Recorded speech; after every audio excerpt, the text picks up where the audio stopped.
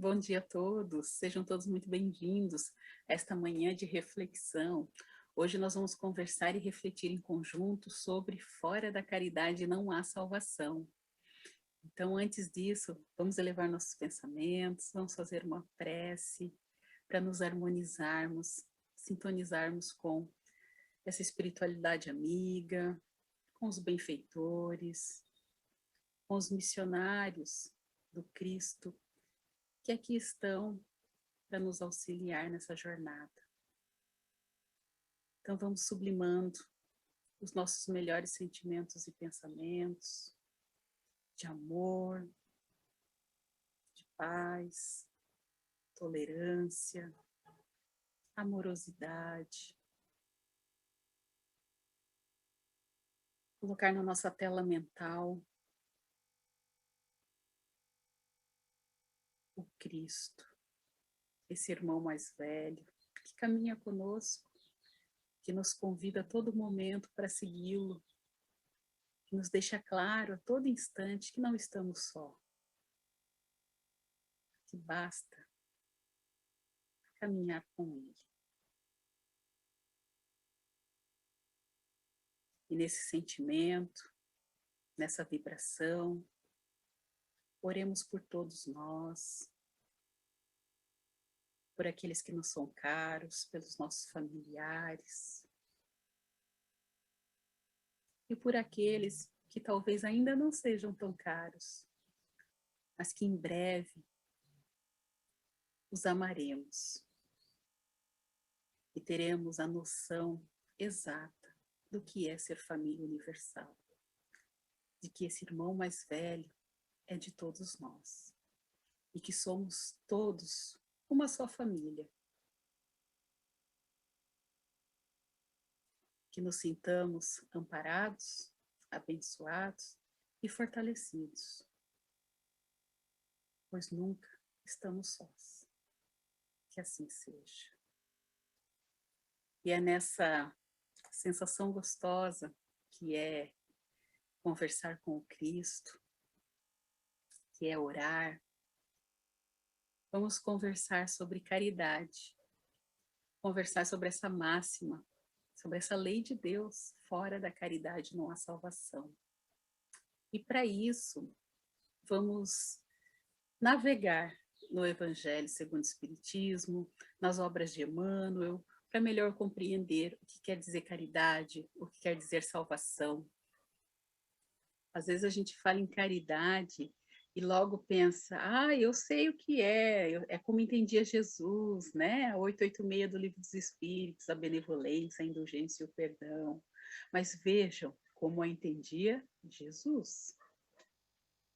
Ele entendia profundamente o que queria dizer caridade, o que queria dizer benevolência, indulgência, perdão, porque ele vivenciava isso, né? Mais do que um termo, do que é uma informação, que para nós é uma informação ainda, se a gente ainda não pratica, ela é só uma informação que está ali no Livro dos Espíritos, e que Jesus já praticava. E na nota, que muitas vezes a gente deixa despercebido, a nota dessa questão, ele vai desenhando e esclarecendo que é muito além, né? E nos convidando a essa prática. Porque o que diz ali? Fala que essa benevolência, indulgência e perdão, que nós ainda talvez entendemos de forma rasa o que é realmente ser benévolo, o que realmente é ser indulgente, e nos fala de aproximar aquele que nós ainda não conseguimos ser benevolente, indulgente e perdoar. Ele nos fala que o homem de bem aproxima e não afasta. Então, aqueles que ainda não são caros e que estão distantes, que eles possam vir a ser, através da caridade, através desse amor que em algum momento nós o teremos, amplo e completo, vivenciando e agindo através dessa caridade. Então ele vai nos dizer que esse amar o próximo é fazer o máximo, aquilo que nos é possível pelo outro. E nós vamos compreender nessa reflexão da manhã que para que a gente consiga fazer com o outro, nós temos que fazer para conosco mesmo. E nós precisamos ter coragem, coragem para mergulhar dentro de nós, observar aquilo que ainda está obscuro, aquilo ainda que é feio, que a gente não tem coragem de falar em voz alta, trabalhar conosco para que possamos refletir no outro. Então, a coragem para vivenciar a caridade para conosco mesmo, antes de tê-la para com o outro. Porque eu não consigo fazer com o outro aquilo que eu ainda não consigo fazer comigo. Eu não consigo perdoar o outro se eu ainda não me perdoo. Eu não consigo ter indulgência e benevolência se é algo que eu ainda não entendo que o outro ainda está nessa caminhada evolutiva e ele é perfectível assim como eu. Se eu sou falho, o outro também o é. Mas eu não vou entender que o outro é se eu não me vejo falho. Vejam que mergulhar no Evangelho, para que possamos mergulhar em nós, requer não nos vermos grandes, né? Quando nós nos vemos muito grandes, a gente acha que essa mensagem é pequena para nós. E essa fala, ela está muito... não é nossa, não é nossa. Quem somos nós para termos essa fala? Não chegamos ali ainda, falta muito. Essa fala está no capítulo 10, capítulo antes de chegar no capítulo 15, que é o capítulo de Fora a Caridade Não Há Salvação, onde fala de sermos misericordiosos. E esse capítulo ele vai falar da indulgência, da benevolência, do não julgar, do perdão. E, em especial, o bispo de Nevers, em Bordeaux, ele vai nos trazer essa questão da caridade. Ele vai nos ajudar nesse conceito do que de fato é essa caridade. E aí ele nos alerta: meus caros amigos, sede severos para consigo, indulgente para com o outro, para com a fraqueza do outro. E aqui me trouxe uma reflexão, né? Quando a gente entende que nós estamos nessa caminhada, unidos, tentando compreender-nos enquanto uma família universal, e lembrando daquela frase de Paulo, lá em Paulo e Estevão, em que ele fala que a caminhada é feita em fileiras, né? E que todos chegaremos bem andando juntos. E aquele que se apartar deve chegar bem, mas por conta própria. Então, é mais fácil irmos juntos. E para que consigamos ir juntos, é necessário o que diz o capítulo 10. A indulgência, o perdão, o não julgar. Essa fala do bispo que nós devemos ser mais severos para conosco, né? Nessa autoeducação, nessas autorreflexões e percepções de si mesmo, porque isso faz com que compreendamos melhor o outro, entendamos que as fraquezas dele também são minhas fraquezas. E olha que bacana quando a gente já consegue olhar para o outro e não identificar a fraqueza, mas aquilo que ele já conquistou, aquilo que ele agrega. Olha o quanto ele já caminhou e consegue fazer algumas coisas, assim como nós. Olha, talvez naquilo ali a gente ainda não consiga, mas olha em quantas outras coisas nós já estamos melhores. Nós já estamos nessa caminhada evolutiva conquistando e galgando ser esse homem de bem. Então, olhar para aquilo que nós já conseguimos e não para a fraqueza em nós, nos convida a olhar para o outro também, não a fraqueza. E quando olharmos para aquilo que ainda é ruim, é para olhar em nós. Por isso que Divaldo fala, né, através de Joana, que a gente precisa de coragem para mergulhar e olhar aquilo ainda que está sujo ali, aquilo ainda que está feio dentro de nós, aquilo que ainda é fraqueza e que nós escondemos. Então, esse conceito de caridade, ele é muito mais amplo. E é por isso, vai nos dizer aqui o bispo, que é uma lei de Deus. Porque essa caridade tem o objetivo, né, o grande objetivo dessa lei de Deus é a caridade prática, a caridade de coração, a caridade para com o próximo e para consigo mesmo. Porque só assim, essa caridade para com todos e o amor a Deus acima de todas as coisas. Então, se nós nos questionarmos, é possível amar a Deus sem ser caridoso? Não, é impossível. Nós precisamos ser caridosos, nós precisamos ter caridade para amar a Deus. E é por isso, nos diz o bispo, o amor a Deus resume todos os deveres. E é impossível amar realmente a Deus sem praticar a caridade, da qual ele faz uma lei para todas as criaturas. Então, a caridade é uma lei para todas as criaturas. Através da caridade, nós vamos conseguir amar uns aos outros, certo? E é essencial que amemos uns aos outros. E essa lei divina, esse conceito principal aqui, esse conceito inicial, vai nos ajudar a entender o que quer dizer fora da caridade nossa salvação, fora desse amor, desse vivenciar realmente essa lei, né? A prática, essa coragem para nos percebermos, para perceber melhor o outro, faz com que a gente entenda porque é uma máxima. Porque sem ela a gente não consegue evoluir, a gente não consegue caminhar. E não é uma máxima só do espiritismo. Quando a gente consegue ampliar e aprofundar essa frase, essa máxima, nós entendemos que é uma máxima cristã.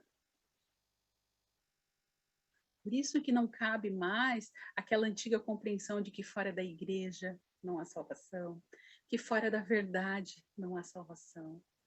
E é por isso que os espíritos nos dizem na 886 que é como entendia o Cristo, para que a gente tenha um norte e possamos ir nos aprofundando. Mas é necessário e essencial que cheguemos na essência, né? Tirar a casca dessa questão, desse VIP, para chegar no sumo, porque é muito mais além. E por isso que tem uma nota para que a gente entenda agora é o máximo que a gente possa fazer, né? O máximo possível em relação ao próximo. Então aqui, ó, ele vai falar na íntegra. O amor e a caridade são o complemento da lei de justiça, pois o amar o próximo é fazer-lhe todo o bem que seja possível e que desejáramos que nos fosse feito. Então, é uma relação muito íntima, né? Que se eu não sei aquilo que eu quero, se eu não tenho essa coragem que nos diz Joana, e Divaldo sempre reforça, né, nas suas falas, nas suas palestras, dessa coragem de olhar para dentro de nós não conseguimos fazer aquilo o máximo pelo outro, porque a gente não sabe nem o que a gente quer que seja feito para nós, porque nós não nos conhecemos. E aí, no finalzinho da nota, um trecho muito importante. O homem verdadeiramente bom procura elevar aos seus próprios olhos aquele que lhe é inferior, diminuindo a distância que o separa. Então, não é querer distante, eu só quero aqueles que me amam, que me gostam, que concordem comigo perto de mim. Os outros eu quero longe. Não, não. Diminui essa distância que o separa, que é o que está dizendo aqui. É aproximar aquele que hoje não é tão caro, mas que virá a ser. Somos uma família universal. E com essa fala, com essa introdução, para que possamos, de fato, entrar no capítulo 15, que vai discorrer de forma belíssima, de fora a caridade não há salvação. É um capítulo inteiro que vai falar do maior mandamento, que vai trazer um exemplo de como ser caridoso na prática, através da parábola do bom samaritano. Vocês conhecem a parábola do bom samaritano? Fica o convite para leitura, para reflexão, para mergulhar dentro dessa parábola e entender esse exercício prático. É um exercício prático, exemplificando como é que é praticar essa caridade com qualquer um, com um estranho, com aquele que eu não conheço. Quem é o samaritano, né? Então, ele vem nesse capítulo falando e construindo vários exemplos práticos. Porque Jesus, nosso guia e modelo da humanidade, o melhor guia e modelo, perfeito, ele nos exemplifica a todo momento. Aquilo que talvez, se nós só lêssemos, não conseguiríamos absorver, né, a essência para praticar, Jesus dá o exemplo. Por isso que ele nos fala, segue-me, toma a tua cruz e me segue. Porque ele vai nos ensinando o caminho, o passo. E o evangelho é esse roteiro, no qual, no capítulo 15, especificamente no item 10, vamos nos ater ao item 10, que é intitulado também de Fora da Caridade Não Há Salvação, para que possamos mergulhar nesse conteúdo mesmo. Ele é abrangente, ele é belíssimo, mas ele é muito vasto. Então, para que a gente possa apenas entender essa frase, né? O objetivo da reflexão de hoje de manhã é compreender essa frase, fora da caridade não há salvação, e por que que ela é uma lei. Por que que ela é uma lei de Deus? Por que que ela é uma máxima da doutrina espírita? E por que que ela é um norte para a humanidade? E aí, Paulo, o apóstolo Paulo, em Paris, 1860, vai dizer essa mensagem em Instrução dos Espíritos, capítulo 15, item 10. Então, entendemos o que quer dizer caridade, essa abrangência que é caridade, que nos traz o bispo, lá no capítulo 10. E vamos entender também o que quer dizer salvação. Tá, fora da caridade não há salvação. Mas que salvação é essa? Será que é aquela que antigamente, por causa da igreja, nós entendíamos de céu e inferno, você salvo, vou para o céu? Será que é isso? Veja, nós precisamos entender o símbolo das coisas. É muito importante compreender qual o simbolismo que está contido ali. Todo símbolo que Jesus utiliza está dentro de um contexto histórico, né? É necessário entendermos qual o momento da história, nessa linha do tempo, qual o momento da história para que Cristo esteja falando assim, que povo vivia ali, quem estava nesse contexto para melhor entender o que quer dizer.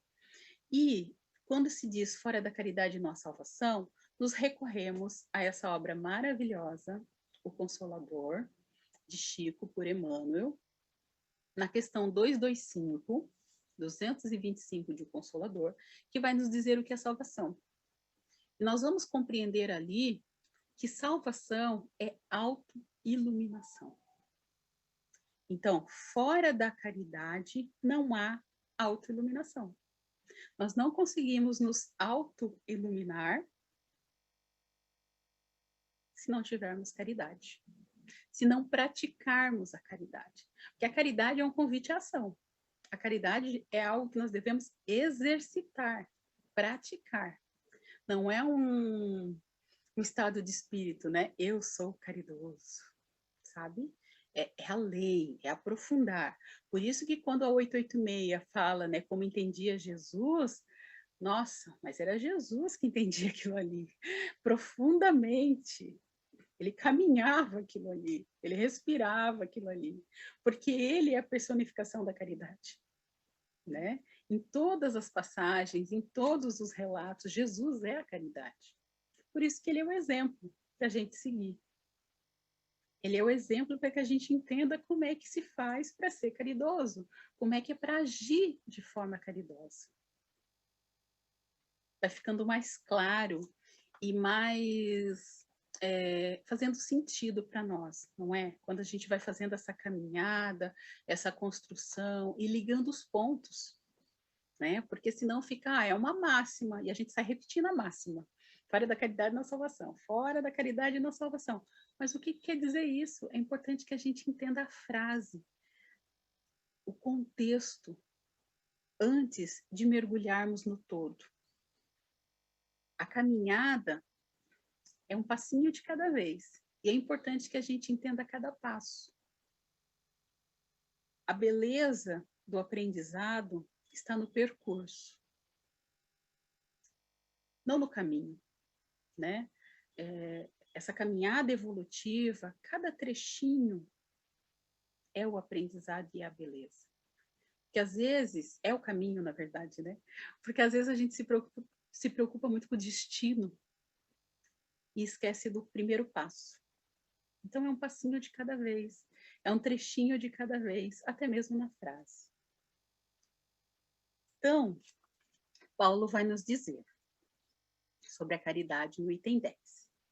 Este símbolo é luz celeste, a coluna luminosa que guia o homem no deserto da vida para conduzi-lo à terra da promissão. Este símbolo é luz. Veja, o símbolo. A gente já tem que compreender que símbolo é esse, o que, que o símbolo quer dizer, né? Já temos que tirar a essência dessa fala, tirar a casca para extrair o sumo daquilo que está escrito aqui. Profundamente, será? Ainda não, ainda não. Porque o evangelho é algo que nós vamos estudar ao longo de toda a nossa caminhada, enquanto espíritos perfectivos que somos. Vejam que a nossa compreensão do que está escrito aqui hoje ainda é limitada. É um pouquinho mais ampla, conforme a nossa caminhada evolutiva, dedicação, estudo e aplicação, né? Conforme nós vamos aplicando, praticando, nós vamos entendendo melhor, mas é algo que nós vamos estudar sempre e cada vez mais vamos compreender. Porque vamos estar nos aproximando dessa compreensão divina, vamos estar nos aproximando da compreensão de Jesus, entender o que realmente Jesus compreendia. Então, tentando tirar a casca e extrair sumo do que Paulo nos diz aqui, que é um símbolo de luz celeste, né? Então, o que quer dizer esse símbolo? Fica a primeira indagação. É coluna luminosa que guia o homem no deserto da vida. O que é o deserto da vida? Para conduzi-lo à terra da promissão. O que é a terra da promissão? Então, quando fala em deserto da vida, automaticamente nós fazemos uma ligação com que também está na Bíblia, né, que também está no Evangelho, com o Êxodo. Lá em Êxodo, só que vejam, é necessário que a gente ressignifique o símbolo, né? Sempre ressignificar o símbolo. O que aquilo quer me dizer? Hoje, isso quer me dizer é a compreensão que extraímos por hora de que nesse êxodo, né, de deixar, lá em Êxodo está, né, deixar o Egito da escravidão. Mas vejam que deixar o Egito da escravidão, o Egito não é um local físico, certo? Vamos tirar o símbolo, vamos ressignificar esse símbolo. O Egito não é um local físico. O Egito é um estado de espírito. Então, deixar essa escravidão em busca da terra da promissão, essa escravidão que nos prende, tudo aquilo que nos prende, o egoísmo, a vaidade, o orgulho, nos prendem e nos escraviza. Já parou para pensar nisso? Será que nós já refletimos sobre isso? Que essa mensagem, esse símbolo de luz celeste, essa lei de Deus, nos convida, que nos conduz, olha só, ele vem para ser guia nesse deserto das nossas vidas, nessa secura que nós estamos, porque caridade é o oposto de egoísmo. Jesus é exemplo de caridade. Pilatos era exemplo de egoísmo. Por isso que nós devemos seguir Jesus. E ele nos convida, então, nesse deserto, nessa secura de nossas vidas, de nossa caminhada, a deixar essa escravidão, a todos esses vícios e paixões que ainda estamos presos e que cada um pode elencar mentalmente uma lista, né? Buscamos aqui só o orgulho, egoísmo, vaidade, 3 para exemplificar, mas há uma lista de paixões e vícios que cada um de nós tem, para sermos conduzidos a essa terra da promissão, a essa vida futura. Então, quando a gente consegue compreender isso, fazer essa ligação com o Velho Testamento, compreender esse todo, que tem uma sequência lógica, que às vezes a gente nos prende só a um momento, né? A doutrina espírita nos ensina que é necessário que entendamos o judaísmo, o cristianismo, para entender a doutrina espírita. Para entender a mensagem de Paulo, que está no capítulo 15. É necessário entender essa linha histórica e o contexto. Porque quando a gente entende isso, essa frase nos mostra que isso é a grande trajetória da humanidade. Sair do Egito, dessa escravidão, para a terra da promissão. É entender e ressignificar esse símbolo, trazer para hoje, para nossas vidas, entender quais são essa escravidão, o que nos escraviza hoje, enquanto espírito imortal, enquanto vícios e paixões ainda, e o que nos convida a essa terra da promissão, a essa vida futura. Então, por isso que é uma lei de Deus. É o próprio divino caminhando conosco para a terra da promissão. É o próprio divino nos auxiliando e nos guiando no deserto, na secura de nossas vidas. Que lindo que é isso, porque se a gente pensar bem, estava ali a todo momento, só que nós não víamos. Talvez nós não tínhamos olhos de ver a profundidade, né? A beleza dessa mensagem de Paulo. E relembro, né? É algo que nós estamos vendo ainda de forma rasa. Com certeza isso daqui é muito mais profundo e tem muito mais beleza, mas é o que conseguimos chegar por hora, né? E aí ele fala, e brilha no céu como uma aurora santa na fronte dos eleitos. Todos nós somos eleitos. Nenhuma ovelha ficará perdida. Então todos somos eleitos.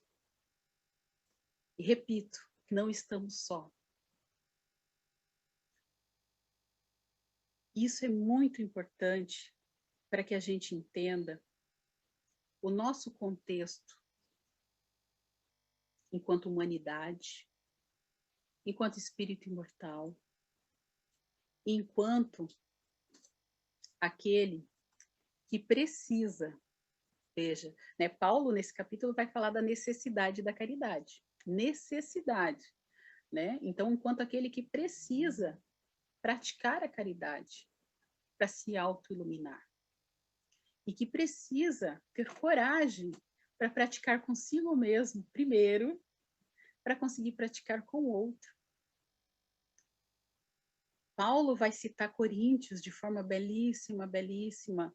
Em outro momento eu já citei e fomos, né, construindo trecho por trecho. Se a gente não pratica, nós somos só como sino, né, que tine, o sino que faz barulho, que só fica aqui falando, mas não pratica. E aí Paulo nos convida, para de ser o sino que balança e faz barulho no quarteirão inteiro e pratica. Não faz barulho, faz, age, né? Então nós precisamos agir. Nós precisamos deste movimento. Nós precisamos trabalhar em nós para ter movimento. O trabalho é o movimento da alma. E quando nós não fazemos nada, né? Nem quando não fazemos nada, eu diria que quando está tudo bem, quando tudo vai bem, nós estacionamos, nós nos acomodamos. Por isso é necessário estarmos constantemente trabalhando, para que a nossa alma tenha movimento, para que possamos, de fato, trabalhar esses sentimentos de tolerância, de indulgência, os sentimentos mais elevados como o perdão, perdoar-se a não carregar essa culpa que muitas vezes carregamos, perdoar para ser perdoado, e tantos outros sentimentos que nós precisamos ressignificar. Não é só o símbolo, né, para melhor compreensão, mas alguns sentimentos e algumas falas do próprio Cristo, do próprio Evangelho. Então, Paulo, quando ele segue falando, dedicai-vos, meus amigos, a compreender o profundo significado e suas consequências, e nela procurar por vós mesmos as suas aplicações. Então, Paulo está dizendo isso. né, que acabamos de falar. Essa é a fundamentação doutrinária do que acabamos de falar. Dedicai-vos, meus amigos, a compreender-lhes o profundo significado de suas consequências. A consequência de praticar a caridade, de agir, de fazê-la, já que é uma lei de Deus, ficou claro para nós agora, e por isso que ela é uma máxima, não só do Espiritismo, mas cristã, porque ela abrange todas as religiões, ela abrange qualquer crença, ela abrange quem não tem crença, ela é uma lei universal, porque ela nos leva a amar o próximo e amar a Deus. E é impossível amar a Deus sem ser caridoso. Compreendê-la, o significado e suas consequências. E nela procurar, que é o que nós estamos fazendo nessa manhã de domingo, refletindo e procurando nela, por nós mesmos, por vós mesmos. Cada um está refletindo por si mesmo, se percebendo dentro dessa situação, em que momento eu estou. O que cada um precisa para mergulhar, né, para ter essa coragem de mergulhar dentro de si e trabalhar isso em si para perceber melhor no outro, para construir e ter o outro também como família universal, para entender que o outro também lhe é caro, para entender que estamos juntos na caminhada e juntos chegaremos bem. Mas só que se nós nos afastarmos, nós vamos ter que chegar bem por conta própria. Como nos disse Paulo, e falei agora há pouco, né? Tá isso em Paulo e Estevão. Fica mais uma dica de leitura. Então, e aí ele fala das aplicações. E falando nisso, de aplicar, é importante que a gente perceba e reflita também o que é essa caridade essencial, né? Porque para praticar, eu preciso entender o que é essencial. E aí nos recorremos a essa obra também maravilhosa, Vinha de Luz, Chico por Emmanuel, sempre Emmanuel, meu espírito favorito, porque ele é muito firme nas suas colocações e nos coloca a refletir mesmo. E aí na lição 110, que vai falar da caridade essencial. Então, o que é essencial? E aí voltando ao deserto, vamos voltar para o deserto lá em Êxodo, né? Esse deserto, essa secura de nossas vidas. Quando nós caminhamos no deserto, se a gente parar para pensar, a gente vai levar só o que é essencial, certo? Ninguém leva bagagem, peso e muita coisa numa caminhada no deserto. Só o que é essencial. E o que é essencial para nós hoje, no dia de hoje? Com o conhecimento que nós já temos, com a benesse, nós temos que ser muito, muito gratos pela oportunidade de conhecer a doutrina espírita nessa encarnação, por estarmos aqui fazendo essas reflexões, por poder fazer essa reflexão sem nenhum dogma, sem nenhuma barreira, sendo livres no pensamento. Essa pedagogia de Jesus, essa pedagogia de Kardec, nos permite ser livre no pensamento e ir tão longe, a ter as nossas próprias conclusões com o auxílio de Jesus. Sendo muito gratos, caminhando nesse deserto e nessa secura, pensemos o que é essencial para levar. Possivelmente, muito menos daquilo que nós estamos carregando nessa trajetória, não é mesmo? E aí, na caridade essencial, em Vinha de Luz, Emmanuel vai nos dizer que ninguém pode assistir a outrem com eficiência, né? Porque o objetivo é assistir a outrem com eficiência, se não procurou a edificação de si mesmo. Então, a coragem para esse mergulho. Ninguém dedicará com proveito se não adquiriu o espírito de boa vontade para com os que necessitam, e ninguém ensinará com segurança se não possui a favor os atos de amor ao próximo, no que se refira à compreensão e auxílios fraternais.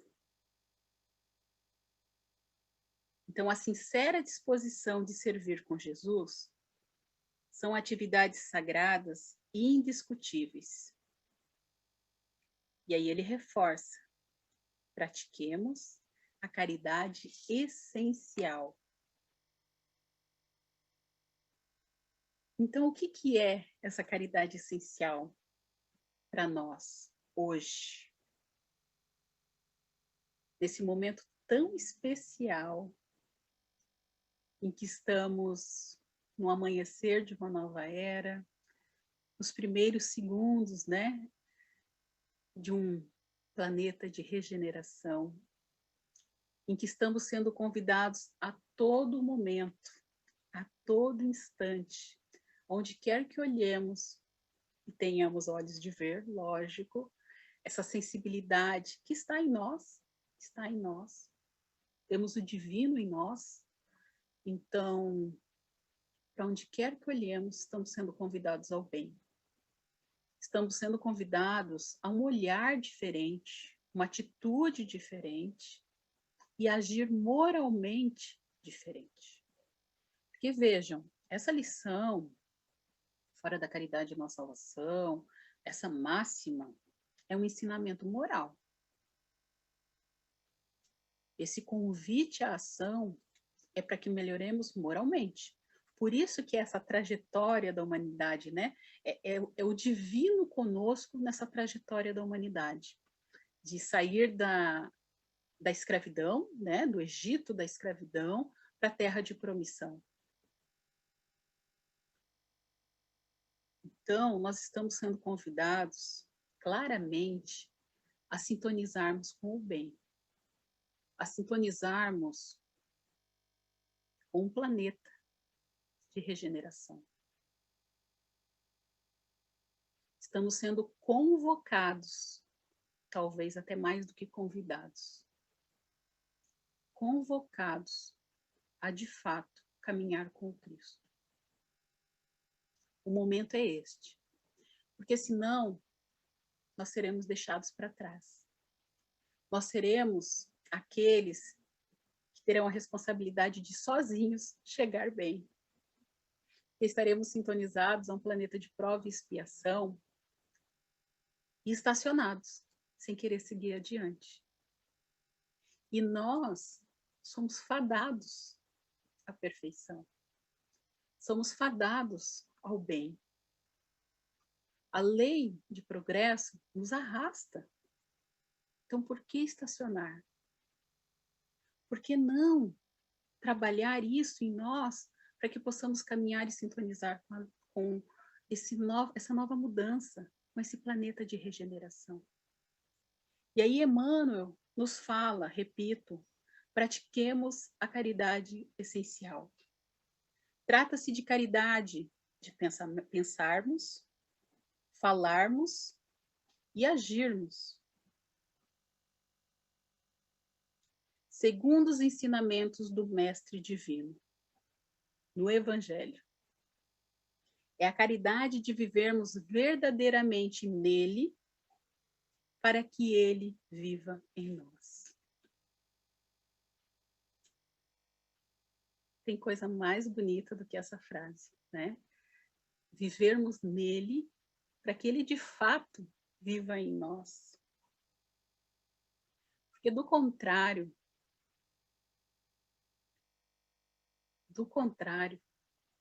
quando formos convidados e chamados a testemunho, nos diz Emmanuel, nós estaremos vazios, na condição de mendigos de luz. Muito forte e profundo. Me toca e me emociona muito esse trecho, né? Porque, de fato, quando nós nos sensibilizamos, nós conseguimos sentir isso. Essa convocação, que não é de agora. Nós somos convidados, o convite, e nem sempre aceitamos. Ou depois eu vou, e agora nós estamos sendo convocados. E partindo para o final, finalizando a minha fala, antes que eu me emocione aqui,